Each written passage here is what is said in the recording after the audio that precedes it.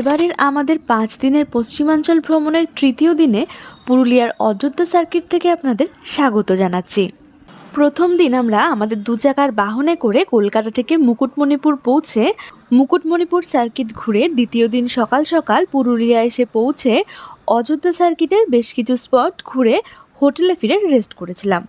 আজ তৃতীয় দিন সকাল সকাল মরুগুমা ভিউ পয়েন্ট ঘুরে এখন চলেছি উসুলডুংরি ভিউ পয়েন্টের উদ্দেশ্যে। মরুগুমা থেকে 25 কিলোমিটার পাহাড়ি গ্রাম্য পথ ধরে আমরা পৌঁছাবো উসুলডুংরি ভিউ পয়েন্টে। তাহলে চলুন পুরো জার্নিটাই আপনাদের সাথে ভাগ করে নিই। সকাল এখন প্রায় 7:45 মতো বাজে। মরুগুমা থেকে বেরিয়ে বেগুনকোদর ও মরুগুমা ড্যামকে পেছনে ফেলে ডান হাতে পিঠিডিরি ফলস ছেড়ে আমরা সোজা এগিয়ে চলেছি সামনের অযোধ্যা হিলটপের দিকে। আগের দিন যেমনটা বলেছিলাম এখনও তাই বলবো, গন্তব্যের থেকেও যে পথ দিয়ে আমরা ছুটে চলেছি এই পথের এই পরিবেশের সৌন্দর্য উপভোগ করতে আসতেই হবে এই রাস্তায়। অবশেষে আমরা প্রায় 8:45 নাগাদ এসে পৌঁছালাম উসুলডুংরি ভিউ পয়েন্টে। এই যে এই রাস্তাটা থেকে আসলাম, এসে এই হলো এখানকার ভিউ। এটা উসুলডুংরি ভিউ পয়েন্ট। অপূর্ব অপূর্ব।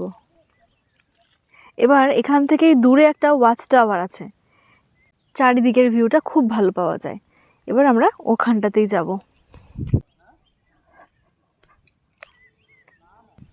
এই যে এখানে একটা বসার জায়গা মতনও করার আছে, এখানে এসে পরিবেশের মাঝে বেশ কিছুটা সময় কাটাতে চাইলে এখানে বসে সময় কাটাতে পারবেন। সত্যি বলতে এখানে এসে প্রাণটা যেন জুড়িয়ে যাচ্ছে। না জানি কত দিন, কত কাল, কত বছর প্রাণ ভরে একদম নির্ভুল নির্ভেজাল নিঃশ্বাস নেওয়া হয় না। অসম্ভব অসম্ভব মানসিক শারীরিক তৃপ্তি পাওয়া যাচ্ছে। প্রায় 3 তলা বাড়ির সমান এই ওয়াচ টাওয়ারটাতে উঠলাম। তবে এখানে ছোট্ট করে একটু বলে রাখি, এই ওয়াচ টাওয়ারে ওঠার যে সিঁড়িগুলো এগুলো কিন্তু খুব একটা বেশি খাড়া নয়, বেশ ছোট ছোট স্টেপই আছে। ফলে আপনারা যদি এখানে আসতে চান খুব একটা কষ্ট হবে না বলেই মনে হয়। আর এখানে এসে কি দেখবেন, এখান থেকে পুরো অযোধ্যা পাহাড়ের পুরো 360 ডিগ্রি ভিউটা পেয়ে যাবেন। অপূর্ব সুন্দর। মাঝে মাঝে পাহাড়ে কিছু ছোট ছোট বাড়িঘর কোথাও কোথাও দেখা যাচ্ছে, যা এই পাহাড়ের এবং তার আশেপাশের সৌন্দর্যকে আরও কয়েক গুণ বাড়িয়ে দিয়েছে। এত হাওয়া বইছে, সত্যি কথা বলতে খুব ভালো লাগছে। বেশ কিছুটা সময় এখানে কাটিয়ে এখন সময় হয়ে গেছে এই জায়গাটাকে বিদায় জানানোর। এই পুরুলিয়া ভ্রমণে এসে মরুগুমা ভিউ পয়েন্ট আর এই উসুলডুংরি ভিউ পয়েন্টে এসে পুরো পয়সা উসুল হয়ে গেল। উসুলডুংরি ভিউ পয়েন্ট থেকে বেরিয়ে প্রায় 9 কিলোমিটার পথ পাহাড়ি আঁকাবাঁকা রাস্তা ধরে আমরা চলেছি এখন অযোধ্যা পাহাড়ের হেয়ারপিন বেল্ট ভিউ পয়েন্ট দেখতে। এখানে রাস্তার কার্ভগুলো দেখে বোঝাই যাচ্ছে যে সামনেই হেয়ারপিন বেল্টগুলো রয়েছে।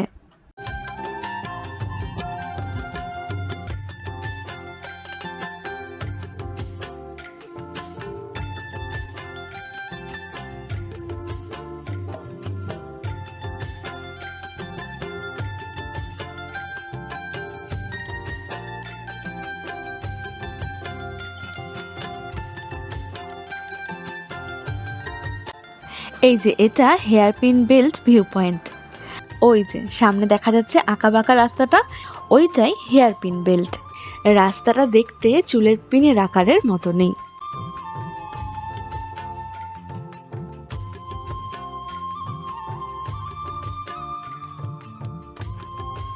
তবে আমাদের এখানে এসে মনে হচ্ছে আরও একটু এগিয়ে গেলে হয়তো ভিউটা আরও বেশি ভালো পাওয়া যাবে, তাই আরও কিছুটা পথ এগোতে থাকলাম।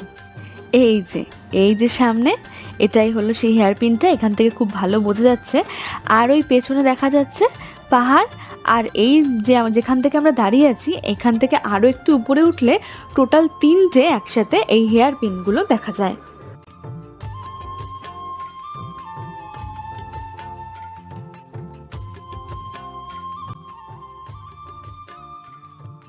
এই হেয়ারপিন বেল্ট রাস্তা ধরেই এখন আমরা যাব পরিচালক সত্যজিৎ রায় নির্মিত হীরক রাজার দেশের শুটিং স্পট জয়চণ্ডী পাহাড়ে। তবে তার আগে ঘুরে দেখে নেব এই অযোধ্যা সার্কিটেরই গোরগাবুরু পাহাড়। সুন্দর চারপাশের প্রাকৃতিক সৌন্দর্য উপভোগ করতে করতে আমরা চলেছি আমাদের গন্তব্যের দিকে।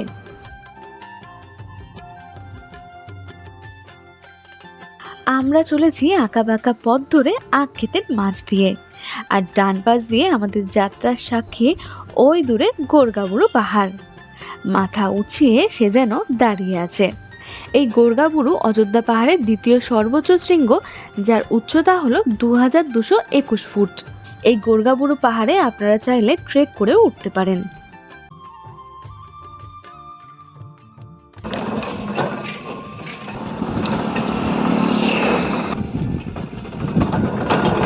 এই যে রাস্তা দিয়ে যেতে যেতে এমন ফ্রেশ আখের রস দেখে দাঁড়িয়ে পড়তে বাধ্য হলাম, কারণ একদিকে ওই যে পাহাড়, আর পাহাড়ের ঠিক সামনেই রাস্তার দুই পাশ ধরে রয়েছে আখের ক্ষেত। আর সেই আখের ক্ষেতের সামনে দাঁড়িয়ে আখের রস খাওয়ার যে সুযোগটা হাতছাড়া করতে চাইলাম না। সঙ্গে সঙ্গে নিয়ে নিলাম এক গ্লাস। পেছনে এই পাহাড়, পাশে আখের ক্ষেত, আর হাতে আখের রস।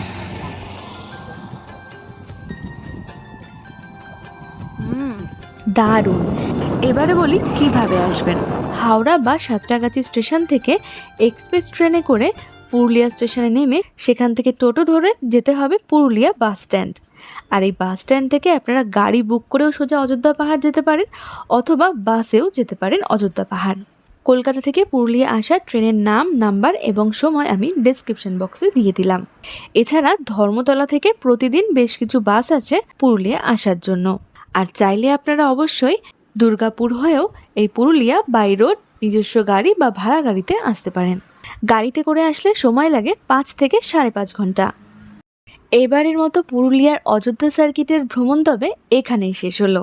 তবে এখানে ছোট্ট করে বলে রাখি, আমরা 1.5 দিনে বেশ কতগুলো স্পট কভার করা সত্ত্বেও যদি ভালোভাবে এই অযোধ্যা সার্কিট ঘোরা যায় তবে কম বেশি 3 থেকে 4 দিন হাতে সময় প্রয়োজন। কারণ এতগুলো স্পট আছে যা হয়তো সবগুলো একসাথে দেখা ওই 1.5 দিন বা 2 দিনে দেখা সম্ভব হবে না। দেখা হচ্ছে তবে পরবর্তী পর্বে পুরুলিয়ার জয়চণ্ডী পাহাড়ের সাথে। আর আজকের আমার এই ভিডিওটা ভালো লেগে থাকলে কমেন্ট সেকশনে আপনাদের মতামত জানাতে ভুলবেন না।